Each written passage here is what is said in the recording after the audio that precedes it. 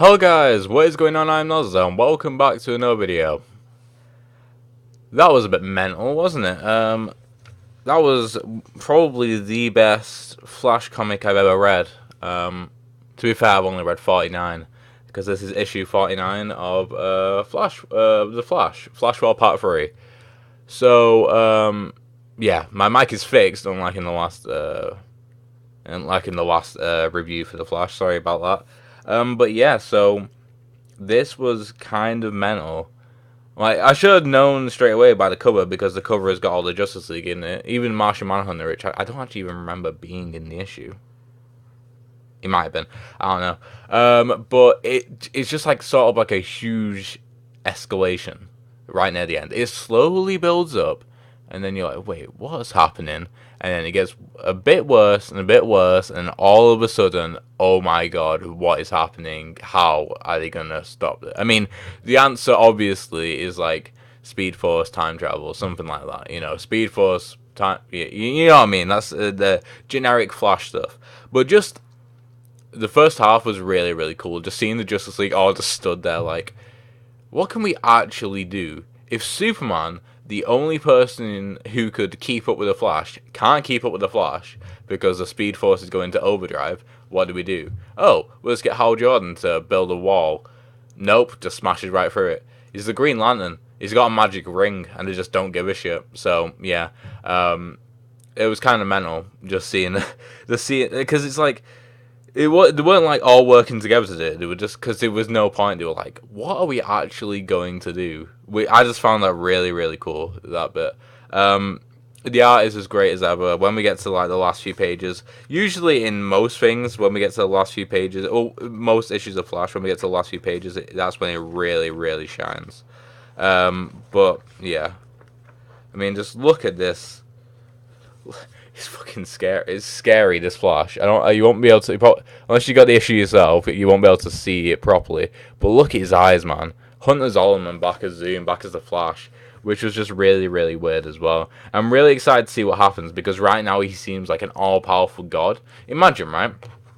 The whole Justice League couldn't stop these two Flashes, and then this Flash, Hunter Zolomon, he personally didn't like defeat the Justice League. I'm pretty sure that is to do primarily with the Speed Force and the barrier breaking. Like they can't handle it, probably because they don't have any traces of the Speed Force, or they don't have the right chemicals or something. I don't know.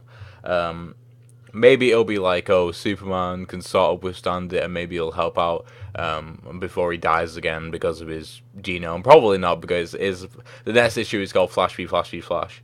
But it's just like and then after the Justice League fell, he just wrecked both the Flashes instantly.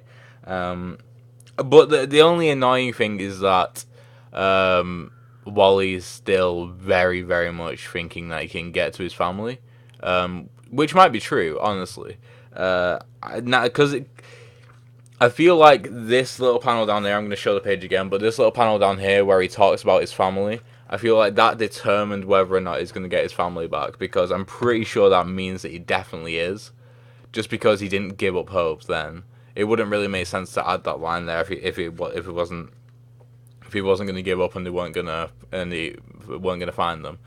But overall, the issue was just great. It was just very, very well paced. Just because it felt like really fast paced all the time. Because even though most of it was just dialogue between Barry and Wally, they were going around the globe, so it felt like there was constant action going on, even though it's exactly the same as if they were just stood still. It just felt like there was more urgency about it. Like, when I was reading it in my head, I had them both, like, wheezing and trying to, like, catch the breath and stuff like that, and Barry was trying even harder to keep up with Wally, and, you know, that just added, like, an extra dimension to it. Like, I felt my heart beating, even though it was just like dialogue. So that was really, really interesting. A really cool dynamic with that. And overall, like I said, just a great issue. Highly recommend you pick it up if you haven't picked it up already. Obviously, you probably want to start with Flash War Part 1. If you could actually jump on this series with just Flash War Part 1, I think. There is a couple of things which are kind of important, but as soon as you get told them, you don't really need to know. Like, Iris killing Eobard, and obviously this a bunch of setup with the Gorilla Grodd stuff. But like I said, it's not essential. So you know, if you want to pick up, if you're just watching these videos just because you're interested, and you're thinking about whether to pick up some of this stuff, Flash War, start with that because it's the best arc since I've started reading Flash. So that's been since Rebirth. So yeah, that's good for now, guys. So thank you guys for watching. Hopefully you enjoyed this video. Make sure to check out my Twitter. The link's in the description. Plug in that every video now because I do little mini reviews on Twitter, and also I just talk about comics, manga, and movies in general. And I think you'd really enjoy it if you do like my videos. If you stay into the end, especially.